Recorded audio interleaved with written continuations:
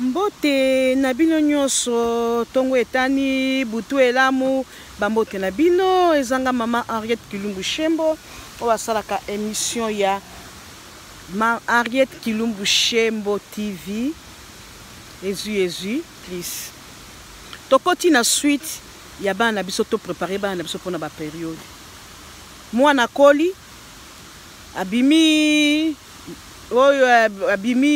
abimi tolo tokochaka na ba terme so boyo kaka abimi tolo asili komona période na ye mwana komi kokola si tout c'était na bana poto ba mama totala bana mwana kozwa jeune azwi mutu na ya bala ye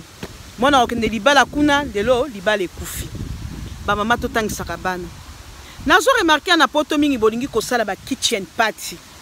Kitchen party on sokela bamboka mso Afrique ezali bazolakisa mwana préparation ndenga okeli bala ndenga kozana mobali mais biso la kitchen party atotie ba fête biso tokende kobina koyemba siko conseil ni bokopesa mwana na bokopesa kobina na bobina ka danse na ya wera bobina danse ki ya jibe te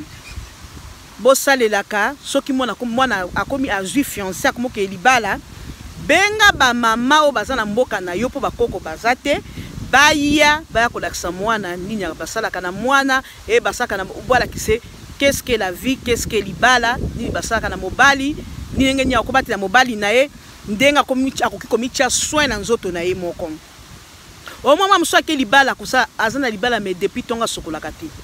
bobala koma ko oketi solo ti solo mapeka koto solo kaleson ba misusu bazali to fingite bana biso a Congo baza bien formé. Attends, ma belle écoute, baza bien formé. Ba maman na bête de bino c'était eza polémique té, eza des émissions, bisonyo soto yebité tozo pesa na conseil. Ola kisaka mwana tanga za kokola na sama peka, basuki na kokata. Liboso na biso ata musu azaka na ngo ya zamba, akoki kokata. Moko petanga mulunge pesa ka solo. Au moins mwana soka l'équipe pembeni ata yo mama yoki atiki solo. Toza na citron. Ola kisi mwana soko kati to kaka solo koto avo bima ato vo ke ne fait to ko ke na fait to bini mingi ozui citron na yo opakoli koto yo to la kisaka bana ba mama na libala soko la muki basala ka boye na mobile to ko ba makamo mingi te basala ka boye na mobile batanda ka mbetu balala kana mobile boye bala basunga ka bana boye biso to koma ko bombela bana makamo mingi po bana awa bazana bakoko te soki bazaki na Congo mais problème susu mais ana poto bana bazo bunga makasi rumba ba mama totelema totala bana na biso mabala bazo kende tokutana kata ba mama na ba mama mususu toza na relation soki mwana komokele libala to mi préparer to kutana to pesi mwana conseil à libala eza nini biso soto yebaka te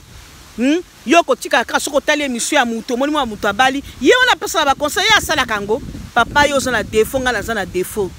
ola conseil nazo pesa nazo mi pesa pe pona ngai pona batu mususu zwa ya malamu tokenda kateka ka mwana abali o to sa ba kitchen party to saka ba fête biso to binaka te to zwa kata ya ko bina ta ya ko sepela pe tant ko benga ba femme sage bafanya batangisi mwana ki basala kaboye o eza télévision bana msu ba moins de 18 ans cause na msu bazotala o bino moko boyebi ke conseil ni bapesa ka mwana kenda kalibala point d'interrogation ko luka ba femme sage na bakotangisa ngo to négliger bana biso to telema bana bazoko kate mama o telexi mwana moko kokoma na zemi sala kaboye okobota mwana tango komi na mwana okomi bis basala kaboye na mbetu basala kaboye na ndako basala kaboye to la kisaka bana biso baza perdi to telema totika ba polémique to tika kosekana mwana moninga kendaki libala okaki sango téléphone ngili okisa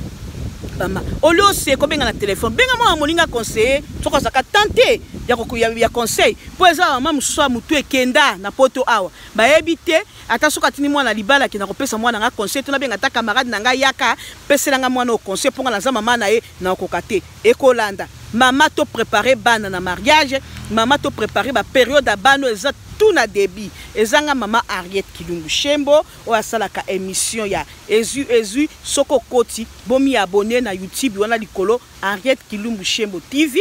Ezu mbote na bino na baninga na boza mingi me na bosa na kate na din bola mama loboko na katia Irlande na papi bola ba bizu na bino bye. il faut boyeba bango po bango nde